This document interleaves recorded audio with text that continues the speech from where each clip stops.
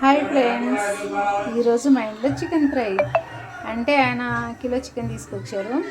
Chicken తీసుకొస్తే సగం fry చేశాను, సగం కర్రీ చేశాను, గ్రేవీ పెట్టాను, సగం ఫ్రై చేస్తున్నాను. ఫ్రై చేసే విధానాన్ని చూపిస్తాను, ఒకసారి చూడండి. నేనైతే కారం, పసుపు, గరం మసాలా, గసగసాల, ధనియాల పొడి అదంతా వేసి నేను మిక్స్ చేశాను, మొత్తము కలిపేసిన ఆల్రెడీ. చూడండి ఫ్రెండ్స్, ఆయిల్ కూడా వేడి అవుతుంది. ఆయిల్ వేడైన తర్వాత ఇదైతే దాంట్లో వేస్తాను అన్నమాట. వేసేటప్పుడు కూడా చూపిస్తాను. చూడండి ఫ్రెండ్స్, లెగ్ పీస్ అయితే రెండే ఉంది, కాకపోతే వేసే విధానంలో చేసేస్తాను. మొత్తం ఒకేసారి వేసేస్తాం. కొంచెం సిమ్లో పెట్టి, పొయ్యి అయితే కొంచెం సిమ్లో పెట్టి ఉడికించాల్సిందే ఫ్రెండ్స్. మనము బాగా మన లోపల మంచిగా ఉడికితేనే, ఎంత బాగా ఉడికితే అంత మంచి టేస్ట్ అనేది వస్తుంది. ఎందుకంటే తెలుగు పర్ఫెక్ట్గా రాదు, వచ్చినట్టయితే చెప్తున్నా. చూడండి ఒకసారి. మసాలా అయితే మొత్తం ఆయిల్కే పోయినట్టుంది ఫ్రెండ్స్. అయినా ఏం కాదు, దీనికైతే అనుకుంటుంది. టేస్ట్ అయితే చాలా బాగుంటుంది. అట్లా ఇంట్లో పిల్లలకు చాలా లెగ్ పీసులు ఇలా ఫ్రై చేసి పెడితే పిల్లలు చాలా బాగా తింటారు ఫ్రెండ్స్.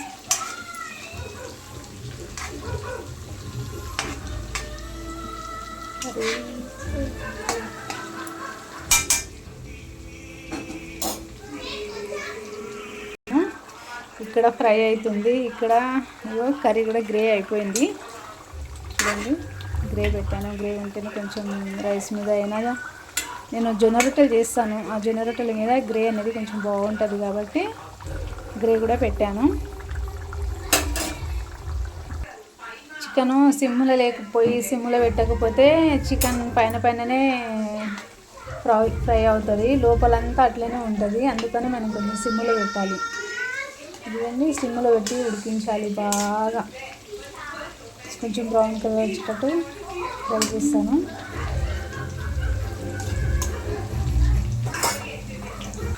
చూడండి ఫ్రెండ్స్, ఎంత బాగా కుక్ అయిందో, మంచిగా గ్రే కలర్లో వచ్చేసింది. ఇక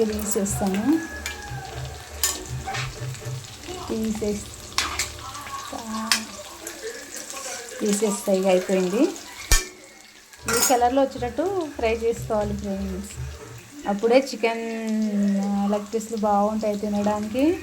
పీసెస్ అయినా బాగుంటుంది, కరకరలాడుతుంది, మంచిగా ఉంటుంది. మనం ఏదంటే చిప్స్ తిన్నట్టయితే ఉంటుంది, కానీ మరీ అంత గట్టిగా అయితే కాదు.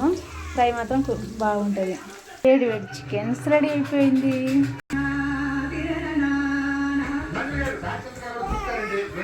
చికెన్ గ్రే,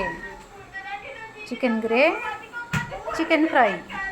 ఇవాళ మా సండే స్పెషల్ మా ఇంట్లో ఫ్రెండ్స్. మా సండే వచ్చింది, మన అందరిది సండే అంటే అందరికీ సండే కాబట్టి ఈరోజు సండే స్పెషల్ ఈరోజు ఇంట్లో.